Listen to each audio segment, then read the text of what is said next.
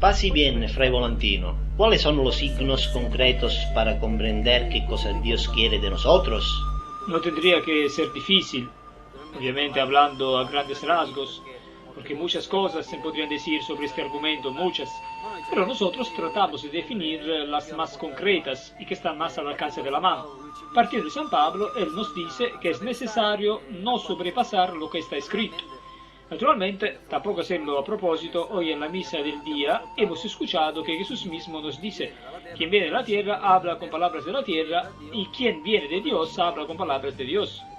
Por lo tanto, también nosotros, estando aquí, debemos tratar de decir lo que pensamos según la palabra de Dios y según la tradición de la Iglesia, ya que San Pablo también nos dice de no sobrepasar también lo que dice la tradición. Entonces, palabra y tradición según lo que nos enseña la Escritura. Por lo tanto, partimos, a propósito de palabra y tradición, de un paso que nos permite comprender bien en nosotros la voluntad de Dios, que nos habla de la paz, que ahora explicamos. En Jeremías 29:11 leemos: Conozco, dice el Señor, los planes que tengo proyectados sobre ustedes, son planes de paz y no de desgracia, para asegurarles un porvenir y una esperanza. Por supuesto, el Papa Ratzinger nos hace entender que esta esperanza se trata de esperanza de inmortalidad. Esta al final es el fundamento y esto es el perno en torno al cual todo gira. Naturalmente, alguien podría decirnos: pero esto no explica bien el proyecto de Dios. ¿Cuál es? Se detiene. ¿El enigma cuál es? La palabra misma, si nosotros hacemos caso, dice: conozco los planes que tengo proyectados sobre ustedes, pues ya los planes están hechos. ¿Pero cuáles son? Y la palabra misma nos explica, es decir, la explicación terminorum, o sea, la explicación del término, planes de paz y no de desgracia. Pues cuando nosotros tenemos la paz pensando o en un tipo de proyecto, pensando o en una dimensión de vida, esto podría ser ya un signo que nosotros estamos buscando realmente la voluntad de Dios. Y no por casualidad, Juan 23, el gran iniciador del Concilio Vaticano II, Papa, dice estas palabras: en tu voluntad, oh Señor, es mi paz. Entonces, ya lo dice Jeremías y lo dice la Iglesia, que la paz es un signo muy claro para entender la voluntad de Dios, para entender el proyecto de Dios. Pero alguien podría decirnos: ¿solo esto? Otro signo muy elocuente, muy claro, muy luminoso que nos da la palabra de Dios, que nos dice la misma Escritura, que lámpara es para nuestros pasos, luz para nuestro camino, nos dice: en tu voluntad, oh Señor, es mi alegría. Obviamente esta alegría hay que entenderla en la magisterialidad de la casa, porque está escrito en otro paso del Salmo: qué alegría cuando me dijeron, vamos a la casa del Señor. Por lo tanto, cuando nosotros de verdad estamos en la alegría, entonces la Escritura misma nos dice: en tu voluntad, oh Señor, es mi alegría. No por casualidad, San Pablo mismo nos dice de agradecer con alegría a Dios, Padre del Señor nuestro Jesucristo, porque nos ha hecho capaces de participar de la herencia de los santos en la luz, y pues esta es una alegría. No por casualidad, Ambrosio, y pues tomando de las fuentes de los padres de la Iglesia, ya él nos explicaba claramente. San Ambrosio, hago una paréntesis, sabemos todos que es el maestro de Agustín, y Jesús obviamente, que le enseña particulares situaciones que lo hacen comprender la voluntad del Señor. Y Ambrosio, a propósito de alegría, nos dice que las alegrías del mundo pasan pronto, son pequeñas. En cambio, las alegrías, cuando son de Dios, duran eternamente y no se acaban nunca. Obviamente, si queremos comprender otro aspecto, el fuego en el pecho, es famosa esta escena de los discípulos de Emaús en el Evangelio lucano, para decirlo con una frase docta y díptico lucano, que sería el Evangelio de Lucas y Hechos de los Apóstoles, pero nosotros nos contentamos con palabras caseras, y puede ser el Evangelio de San Lucas, para que todos puedan saborear la simplicidad con que Jesús nos habla. Pues cuando esos discípulos de Emaús andaban con Jesús y tenían esas cuestiones, preguntas como nosotros que tenemos la pregunta, el discernimiento vocacional, Jesús les explicaba todo, poniéndose al centro de la historia. Pero el punto de discernimiento donde ellos, cuando desaparece Jesús, se dan cuenta que era Él que les hablaba, era el fuego en el pecho. No por casualidad dicen: ¿acaso no nos ardía el fuego en el pecho cuando Él nos explicaba el sentido de las Escrituras? Obviamente esto en el vínculo de la comunión, porque sus ojos se abrieron cuando se alimentaron de la comunión de Jesús. Nosotros añadimos no solo una comunión sacramental, sino una comunión de vida, quien al 30, quien al 60 y quien al 100. Y entonces, para decirlo también en una llave espiritual, y también eclesial, hay también un gran maestro de espiritualidad que todos conocemos, al menos por sentido decir, San Juan de la Cruz, la mística de San Juan de la Cruz.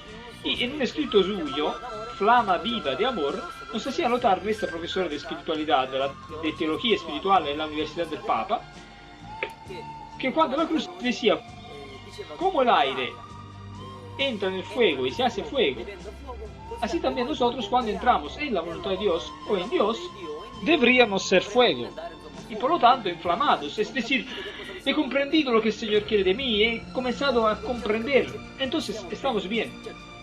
Ciertamente no podemos hablar de un fuego de paja que después mañana pasa, un fuego que dura más que un día, un año, 2 años, 3 años, etc. No por casualidad, también el derecho canónico nos dice que la perseverancia en un cierto número de años ya son apropiados para hacer los votos perpetuos cuando uno ha elegido dar toda la vida al Señor. Obviamente hay también quien elige el matrimonio, que son 2 llamadas distintas. Naturalmente, si a alguien le parecían charlas lo que nosotros vamos a decir, como alguien decía en el oficio de las lecturas, entonces podemos demostrar que no son charlas, porque Jesús mismo en el Evangelio mateano y luego sinóptico lucano nos explica algo que a menudo sentimos decir, pero miren qué llave de lectura profunda y escondida, que parece casi una paradoja, que es sencilla pero está escondida, porque Jesús quiere que buscamos para después encontrar. Busquen y encontrarán, pidan y se les dará, toquen y se les abrirá. Hoy nosotros estamos aquí para pedir, para buscar y para tocar y para recibir aquella luz que viene de lo alto. Entonces Jesús dice en el Evangelio mateano una frase que conocemos, a menudo escuchamos y conocemos tantos, para decir así, todos aquellos que frecuentamos la Escritura, un poco. Jesús dice, ¿quién es mi hermano? ¿Quién es mi hermana? ¿Quién es mi madre? Mi hermano, mi hermana y mi madre son los que, y luego leemos, hacen la voluntad de mi Padre que está en los cielos. Pero alguien podría decirnos, pero ¿cuál es esta voluntad de mi Padre que está en los cielos? Jesús en el Evangelio sinóptico lucano, es decir, en el Evangelio parecido lucano, dice, ¿quién es mi hermano? ¿Quién es mi hermana? ¿Quién es mi madre? Mi hermano, mi hermana, mi madre son los que, ahora ya no dice hacen la voluntad de mi Padre, sino aquí dice exactamente son los que escuchan la palabra de Dios y la ponen en práctica. Y pues podríamos deducir prácticamente, concretamente, explícitamente, elocuentemente que escuchar, leer la palabra de Dios, exactamente leer como hacía Francisco, y luego ponerla a la práctica, esto significa hacer la voluntad de Dios, escuchar y llevar a la práctica. Esa es la voluntad del Padre nuestro que está en los cielos. Luego, obviamente hay que decir esto, quién al 30, quién al 60 y quién al 100, según decía San Pablo, el don de Cristo. Obviamente, según, es decir, San Pablo explica cuánto cada uno de nosotros ha decidido dar. Obviamente con alegría, porque el Señor, dice San Pablo, ama a quien dona con alegría. Todo esto para entender bien quién al 30, quién al 60, quién al 100%, es decir, el 100 por 1. Es claro que cuando nosotros decimos el 100%, es decir, el 100 por 1, significa que yo, por ejemplo, o ustedes, podemos dar sea el 100 cada persona y sea el 100, por ejemplo, la mujer con el marido juntos, porque San Pablo lo dice claramente en la primera Corintios capítulo 7, que si por ejemplo una persona decide dar toda su vida al Señor, puede dar todo su tiempo al Señor, y pues todo su tiempo en la iglesia por la salvación de las almas. Quien se casa, que es un sacramento, y por lo tanto es bueno, establecido por Dios, pero es claro que, como dice San Pablo, quien se casa puede dar la mitad de tiempo a Dios y la mitad de tiempo para la familia.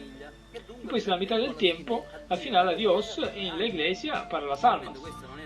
Obviamente esta no es una invención mía o de San Pablo, pero también una confirma que Pío XII, en la Sacra Virginitas, en una encíclica suya, nos dice este factor tomando el dogma del Concilio de Trento, nos dice que la vida consagrada, la vida virginal, es superior, netamente superior a la vida matrimonial. No porque la matrimonial no sea buena, pero es por el tiempo donado al Señor. Se puede realizar más, es como tener más disponibilidad. Obviamente, si esto no basta, también Santa Teresita de Lisieux, el doctor de la Iglesia, viene a ayudarnos y nos dice este factor, que cada uno de nosotros es libre en dar poco o mucho para Jesús, de hacer pocos sacrificios o muchos sacrificios para Jesús, porque Santa Teresita de Lisieux ha dicho que en paraíso la graduación de la vida de perfección es diferente. Por lo tanto, oremos al Señor que en este tema vocacional cada uno pueda entender cuánto puede hacer aquí, según si es una florecilla, un dedalo, un vaso, un tazón, depende de lo que uno ha decidido por medio del don de Cristo. Obviamente esto es importante, definir lo que voy a decir. Es como si ahora yo me encuentro en una encrucijada vocacional, pues para entender estos 3 puntos, y veo de un lado, veo la vida religiosa, y de un lado la vida matrimonial. Yo tengo que buscar, antes de pensar de hacerme fraile o casarme, ¿qué quiere el Señor de mí? ¿Vida toda para el Señor o vida matrimonial? Entonces, tengo que ver dónde me arde el fuego del pecho, todavía antes, dónde tengo la paz, pensando en este estilo de vida, en la vida matrimonial o en aquella religiosa, dónde tengo la alegría, en esta o en esta otra, dónde tengo el fuego del pecho, en la vida matrimonial o en aquella religiosa. Entonces, debo pedirle al Señor que me haga tener estos sentimientos, no sentimentalismo, sino sentimientos de la palabra, que la palabra me dice que están en mí y que puedo discernir. Y entonces, teniendo presente esto, ponemos un ejemplo concreto. Entonces yo pienso en la vida matrimonial, pues pienso casarme con una chica, tener al niño, con la carreola, o bien la plancha, toda la vida trabajar por la tarde, vengo, y está el niño que llora toda la noche, o bien ir... Esta es una cosa sagrada, que es precisamente el sacramento que el Señor ha establecido. Pero yo tengo la paz pensando vivir así toda mi vida, o bien la tengo imitando totalmente a Jesús, que tiene todo su tiempo para el Padre, al servicio de las almas, y por lo tanto recorriendo el mundo, ayudando a los niños en África o en el África de esta Europa. Por todas partes hay situaciones de pobreza intelectual, espiritual sobre todo, y en fin material, en fin de viajar, de ayudar a los otros. ¿Dónde tengo el fuego? ¿De hacer este estilo de vida o este otro? Luego, no es que yo pienso acá, si pienso en el matrimonio todavía debo tratar de entender cuál es la persona. Si pienso en la vida consagrada y tengo esos sentimientos que la palabra de Dios me indica, entonces luego yo tengo que entender, en este caso de la vida religiosa, dónde, en cuál familia, en el caso de la vida matrimonial, con cuál persona. Eso es importante. Entonces pedimos al Señor de tener la sinceridad de hacer esto, como nos dice la Escritura. Tal vez de estar atentos a algún acontecimiento espiritual interior, como San Francisco de Asís y San Juan Bosco, los que de vez en cuando, a través de sueños, trataban de distinguir la voluntad de Dios y después la búsqueda continua, como nos dice el Salmo 118, versículo 45. Nos dice: estaré seguro en mi camino porque he seguido buscando tus deseos. Esto lo explicaremos en discernimiento. Estos otros 3 puntos lo explicaremos en el discernimiento vocacional 6. Explicaremos, en vez de la paz, la alegría y el fuego en el pecho, como Deo, como Iglesia, según Dios y según la Iglesia, allí explicaremos la sinceridad, las visiones en sueños y obviamente la búsqueda continua de la voluntad de Dios, como Deo et como Iglesia. Entonces, que el Señor, como dice San Pablo, pueda iluminar de verdad los ojos de tu mente para hacerte entender cuál es la esperanza, cuáles son las riquezas de la gloria de tu llamado. Y naturalmente, luego Jesús nos dice una cosa clara que debemos reflexionar. Muchos son los llamados y pocos son los elegidos.